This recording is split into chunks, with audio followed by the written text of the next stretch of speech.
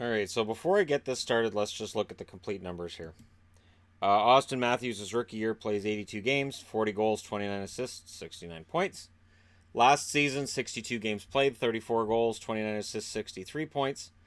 This year, 7 games played, 10 goals, 6 assists. His totals: 151 games played, 84 goals, 64 assists, 148 points. Connor McDavid, his rookie year, 2015-2016, 45 games played, 16 goals, 32 assists. 2016-2017, 82 games played, 30 goals, 70 assists. Last season, 82 games played, 41 goals, 67 assists, 108 points. And this season, in 4 games, he's got 4 goals, 5 assists, 9 points. Conversation this season is more and more, as we get into this whole thing. And the media is driving this. I want to say at the start, the media is driving this. Is Austin Matthews as good as Connor McDavid? And if they've asked anybody, any player around the league, I think at this point, if it was some retired East Coast Hockey League player or somebody out of the Southern Pro League and said, do you think Matthews is as good as McDavid? And he goes, well, no. It'd be headline material. And these guys don't think the Leafs are fantastic. We're 7 games into the season. And it's this weird, there is something insecure about sports fans with their teams in general. And where it comes through is that there's a lot of boasting when a team's doing well, and then there's a lot of hand-wringing when they're not. I do my best on this channel not to react that way. And I think a lot of that has to do with the fact that I got that all out of my system when I was in my teenage years and early 20s and realized, you know what, I'm putting way too much emotion into way too many games. I'm getting way too upset about a game that this team lost that I should have seen the loss coming. And so, I've taken a more, I don't think reasoned, more balanced approach to each game, more balanced approach to even each season. And with the Matthews-McDavid argument, there's no balance here. And I find it weird because I don't see any other team making that complaint. I don't see Hurricane fans coming out and saying, we think Sebastian Aho should be considered just as good as McDavid. Why isn't he considered as good as McDavid? Look, Aho right now has 4 goals, 8 assists for 12 points in 7 games. Which, is whatever to others. But that's a pretty decent start. That's a pretty decent start to the season. He's on pace for about 130 points. And yet, all the talk on at least the Canadian sports is Toronto and Matthews. Matthews in Toronto. And it part of it is that insecurity. And I think it's because, the Leafs, since Matt Sundin, haven't had that big name they could rally around. I know they had Kessel. Kessel was half decent, but he's not a primary guy. He's not a go-to guy. He's much happier in Pittsburgh since all that attention can go to Crosby and Malkin, and he can just go out there and do his job. He's so much happier. But Sundin was the last one that Toronto had that was really pretty decent, but Sundin never scored like this. Sundin was never that kind of player, and I think part of what's going on here too is that McDavid as a goal scorer is still getting to that level, and Matthews has already shown the goal scoring acumen of a 40 goal scorer every year, soon to be 50. I would think this year he'll score 50. So I think we get caught up in that and go, okay, well, McDavid might score 120 points, but maybe 40 of those are goals. But look, Matthews got 55 goals and 100 points. Clearly, Matthews is the better player. Which, again, I find it odd that we have this argument, and I find it weird that the media is having this argument, and it's one that's based on the start to the season this year. They had an excellent start last year too. And, injuries hit Matthews then at that point, and, he wasn't the same coming back from one of those 2 injuries, and it affected the team when he was out. This year they have Tavares. It shouldn't affect them as much if he gets hurt.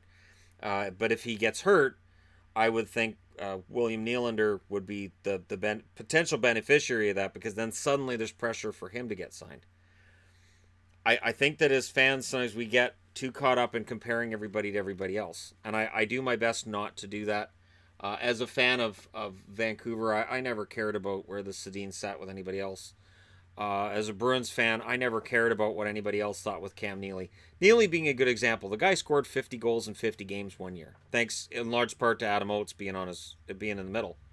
But I never once thought, well, Neely belongs. He's got 50 goals in 50 games this year. Why isn't he being mentioned in the same sentence as a Mario or as a Gretzky? And because I got it. But with the way things are now, and with the way that we analyze every single day and every single moment of every game, it's easy to get caught up in this and say, well, yeah, Matthews is the best in the league. I don't think he is, but it's not an insult to him, just like it wasn't an insult to Yzerman or Sakic, or at certain points Forsberg. Forsberg could have been argued as the best in the game at some points, and at others, people would have argued with somebody else. Lindros, for all the negatives that people throw out there about Eric Lindros, you know what? Without injuries, he would have scored about 1,300 points. And he was the best forward in the game for a couple of years. I guess the thing for me is that I see this special talent in Toronto, and yet I see this obsession with we have to be seen as the best. How dare Lars Eller say that we're not the best? It's 7 games into the season. How dare, somebody say it's not special what's going on in Toronto? It's 7 games into the season. Yes, I favored them to win the President's Trophy this year. Yes, I think Toronto has an excellent chance to be the best regular season team. The Washington Capitals had numerous President's Trophies before they learned how to win. It takes time. The idea that this year magically it's going to work out for Toronto, maybe it does. Maybe it does. Last spring, I was taking them to beat Boston. I thought they had what it took to beat Boston in the first round. And that's one of my favorite teams. I said, no, matchup-wise, I think this favors Toronto. And they almost pulled it off. But the obsession on are we considered the best? And again, a lot of this is from the media. It's just weird to me. Really, really strange. Like, Vancouver's off to a 4-2 start, and I don't care where anybody sees them in relation to anybody else. My power rankings, they're still right near the bottom row because I know that it's been a fun 3-game winning streak, but I'm not going to have them just jump right up towards the top of the power rankings because of it. It has to be a slow process because, again, you don't know how long it's going to last, but you have to enjoy the ride while it's going on, and I do. With Boston and Vancouver right now, I'm very happy with Dallas. Win on the road, but I digress. So my only advice is that if you're really that worried about whether Matthews is generational or franchise or is he as good as McDavid, don't worry about it.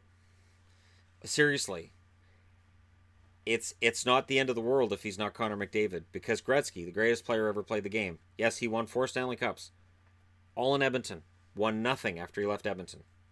Mario Lemieux, one of the absolute greatest in the history of the game, won 2 Stanley Cups.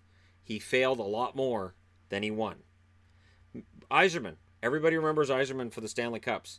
It was about a decade before he won that first Stanley Cup after he joined the league. It was more than a decade.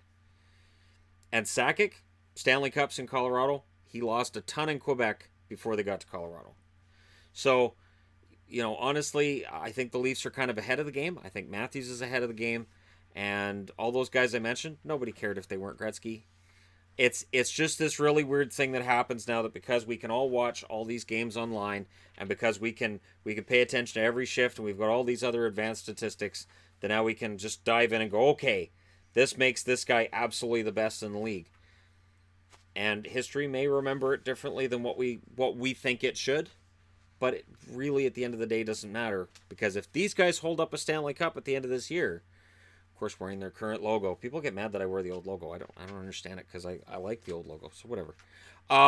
But if they're holding up a Stanley Cup at the end of the year, it really isn't going to matter, is it? Let me know your thoughts in the comment section below. As always, don't forget to hit like and subscribe. If you're browsing your way through, you just happened upon this video. Thank you guys so much for watching. I'll talk to you again soon.